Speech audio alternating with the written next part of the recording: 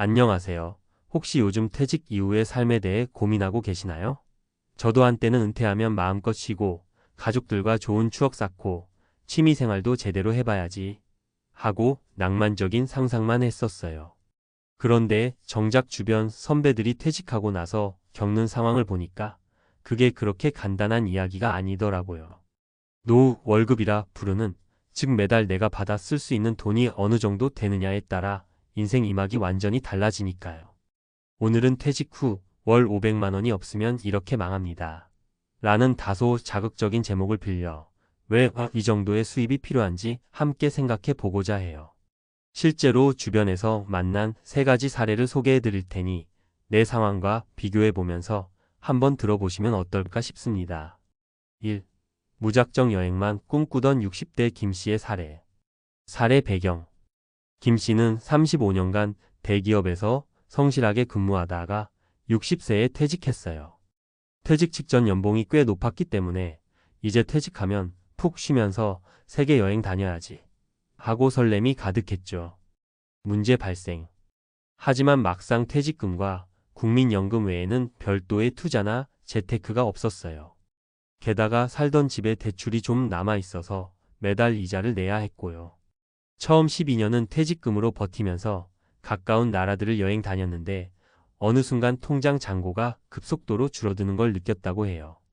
아니, 분명 1억 넘게 있었는데 왜 이렇게 빨리 소진되지? 하고 깜짝 놀랐죠. 한번 자금이 줄어들기 시작하니 해외여행은커녕 국내 여행조차 부담이 되고 식비며 공과금에도 시시때때로 신경을 쓰게 되었다고 합니다. 결과 및 교훈.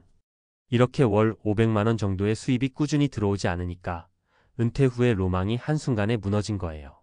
나중에 2세들한테까지 손 벌리는 건 자존심 상해서라도 못하겠다라고 하시던 김 씨, 결국 다시 소일거리로 아르바이트를 하며 근근히 생활비를 보태야만 했죠. 이 사례에서 알 수 있듯이 퇴직 후에는 생각보다 필요 자금이 빠른 속도로 사라집니다. 충분한 준비 없이 낭만만 좇다 보면 여행은커녕 기본 생활도 빠듯해질 수 있다는 사실을 기억해야 해요. 2. 은퇴 후 취미 생활에 올인하려던 65세 박 씨의 이야기. 사례 배경. 박 씨는 오랫동안 중소기업 임원으로 일하다가 65세에 퇴직했습니다. 원래부터 음악에 관심이 많았던 분이라 퇴직하면 클래식 악기 하나 배워서 동호회도 가입하고 공연도 열심히 다녀볼 거야 라고 미리 계획을 세웠죠. 문제 발생. 문제는 악기 레슨비나 공연 티켓값, 동호회 활동비 같은 취미 활동에 관한 지출이 은근히 크다는 점이었어요. 젊을 때 직장 다니면서 월급이 들어올 땐 그리 부담되지 않았는데 정기적으로 들어오는 소득이 줄어들고 보니 레슨은 물론 공연 한 번 볼 때마다 드는 비용이 꽤 커 보이기 시작했습니다. 월 500만 원 이상 버젓이 확보된 게 아니었기 때문에 취미 활동비에 들어가는 수십만 원조차 허덕이게 된 거예요. 내가 그동안 이렇게 돈이 빨리 없어지는 줄 몰랐네 하며 당황하셨다고 합니다. 결과 및 교훈. 박 씨는 결국 공연 티켓을 끊임없이 사기보다는 무료 공연을 찾아다니고 동호회도 연회비가 조금 더 저렴한 곳을 알아봐야만 했어요. 취미를 즐기는 폭이 확 줄어들게 된 거죠. 이야기를 들어보니 여유 자금이 매달 500만 원 정도만 있었어도 악기 레슨부터 각종 공연 관람까지 부담 없이 즐길 수 있었다고 아쉬워하시더라고요. 은퇴 후의 취미는 삶의 질을 결정할 수 있는 중요한 요소입니다. 그런데 돈이 모자라면 결국 하고 싶은 걸 포기해야만 하는 상황에 놓이게 되죠. 3. 자녀 교육비 부담에 허덕이는 50대 후반 이 씨의 경우. 사례 배경. 이 씨는 50대 후반에 조기 퇴직을 했습니다.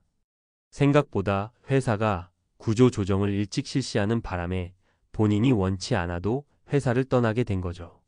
문제는 자녀가 아직 대학교 재학 중이었고 장학금을 일부 받긴 했지만 생활비 지원이 필요하다는 겁니다. 문제 발생. 자녀 교육비라는 게 한 달에 몇십만 원은 훌쩍 나갑니다. 등록금, 교재비, 자취방세, 식비 등 은퇴했다고 마냥 편하게 있을 수 있는 상황이 아니었어요. 게다가 본인도 아직 60세가 안 됐으니 연금 수령이 늦었고 퇴직금 규모도 충분하지 않았어요. 결국 급하게 아르바이트나 단기 계약직 일자리를 구해봤지만 나이와 경험 문제로 생각처럼 쉽지 않았다고 해요. 결과 및 교훈. 이 씨는 퇴직 후 최소 500만 원은 매달 나와야 무슨 일 생겨도 안정적이겠다라며 뼈저리게 느꼈다고 합니다. 내 생활비만 생각하면 좀 줄일 수 있지만 갑작스러운 가족 문제나 의료비, 자녀 지원을 고려하다 보면 생각보다 큰 돈이 필요하거든요. 고정 수입이 충분치 않으면 온갖 변수에 취약해져서 매달 돈에 허덕이기 쉽습니다. 그럼 어떻게 준비해야 할까? 이렇게 사례 3가지를 살펴보니 월 500만 원이라는 금액이 단순히 사치나 낭비를 위한 게 아니라 은퇴 이후의 생활 기반을 어느 정도 탄탄하게 갖추는 데 필요한 최소한의 수치로 여겨지기도 해요. 물론 사람마다 필요한 금액이 다를 수 있겠죠. 어떤 분에게는 300만 원이면 충분할 수 있고 또 어떤 분에게는 700만 원 이상이 필요할 수도 있습니다. 하지만 내가 원하던 삶을 살기 위해서는 생각보다 더 큰 여유 자금이 필요하다는 사실은 분명해 보입니다. 1. 국민연금, 개인연금, 퇴직연금 점검하기. 나는 국민연금도 납부하니까 괜찮아라고 안심하시는 분들 많으실 텐데요.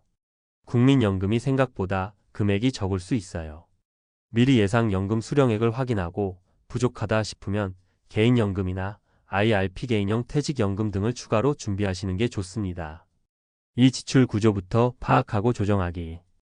은퇴하고 나면 지출 규모가 자연스럽게 줄겠지라고 생각하기 쉬운데 현실은 꼭 그렇지도 않습니다.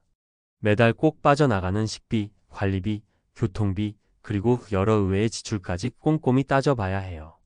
특히 자녀 지원, 부모님 부양, 갑작스러운 건강 문제까지도 가능성을 열어두고 좀 더 여유 있게 계획을 세워두면 좋습니다. 3. 여러 형태의 소일거리로 고정 수입 만들기. 은퇴 후에도 일정 정도 일을 하면서 수입을 만들어두면 훨씬 부담이 덜해집니다. 정년 후 재취업이나 계약직, 프리랜서 혹은 소규모 창업 등 다양한 방법이 있죠.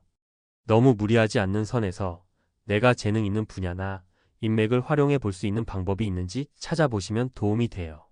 4. 내 몸과 마음의 건강도 관리하기. 아무리 돈이 넉넉해도 건강을 잃으면 소용이 없잖아요.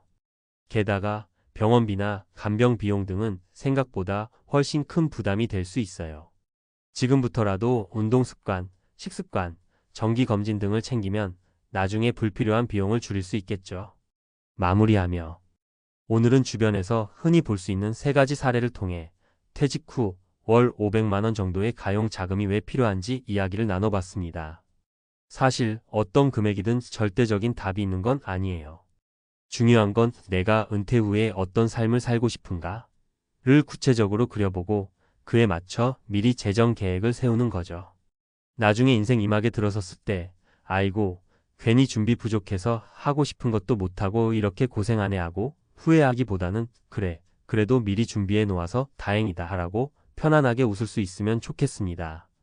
미리 준비한다면 은퇴 후에도 비참한 현실이 아니라 내가 원하는 멋진 삶을 누릴 수 있을 거예요. 지금부터라도 소득 구조나 지출 계획, 건강까지 꼼꼼히 살펴보시고 탄탄한 인생 이막을 만들어 보시길 응원하겠습니다. 감사합니다.